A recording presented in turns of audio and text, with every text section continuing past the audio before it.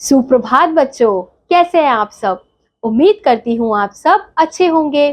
तो बच्चों, आज की कक्षा में हम पढ़ने वाले हैं अध्याय नंबर 4, जिसका शीर्षक है कोयल। तो सबसे पहले हम पाठ का उद्देश्य पढ़ते हैं। इस कविता के माध्यम से सुभद्रा कुमारी चौहान जी ने समझाया है कि मीठी वाणी बोलने वालों का सब सम्मान करते हैं। कोयल कौवे के समान काली होती है, पर उसकी बोली बहुत मीठी होती है। कौवे की कर्कश आवाज के कारण उसे लोग दूर भगाते हैं।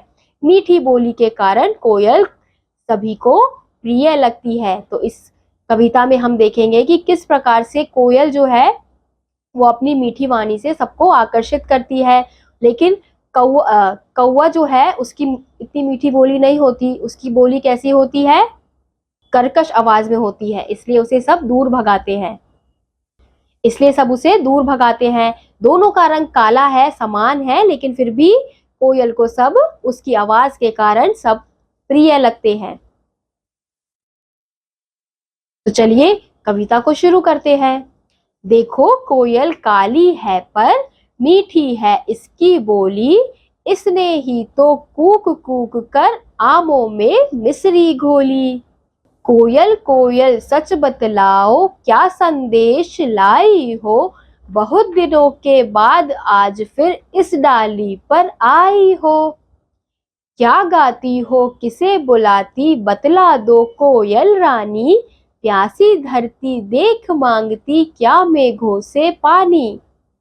कोयल यह मिठास क्या तुमने अपनी माँ से पाई है, माँ ने ही क्या तुमको मीठी बोली यह सिखलाई है।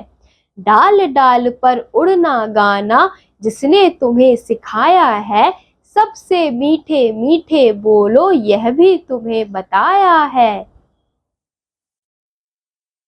बहुत भली हो तुमने माँ की बात सदा ही है मानी, इसलिए तो तुम कहलाती हो सब चिड़ियों की रानी।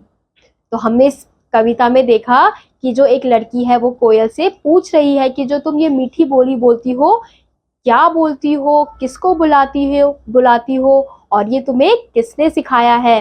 क्या तुम्हारी माँ ने तुम्हें सिखाया है कि तुम सबसे ऐसे मीठे बोल बोलो, सबसे प्यार से बोलो। तो अगर तुम्हारी माँ ने अगर तुम्हें सिखाया है तो तुम कितनी अच्छी हो, तुम अपनी माँ की कितनी बात मानती हो, तभी तो तुम्हें क्या कहा जाता है, सभी चिड़ियों की रानी कहा जाता है। तो इस कविता से तो बच्चों आज का ये अध्याय यहीं समाप्त होता है। उम्मीद करती हूँ आपको ये अध्याय समझ आया होगा। मैं आपसे मिलूंगी अगली वीडियो में, तब तक के लिए बाय।